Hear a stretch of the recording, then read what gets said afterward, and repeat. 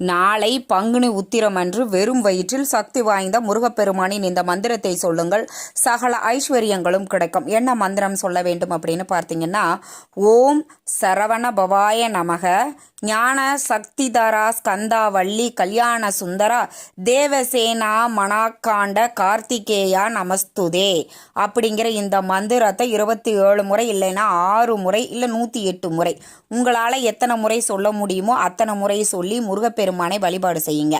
காலையில் எழுந்திரிச்ச உடனே குளித்து முடித்தவுடன் இந்த மந்திரத்தை நீங்கள் சொல்லுங்கள்.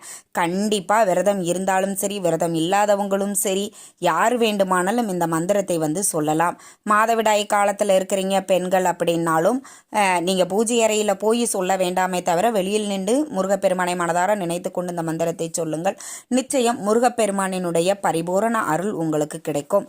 நிச்சயமாக நாளைய தினம் கண்டிப்பாக முருகப்பெருமானின் சக்தி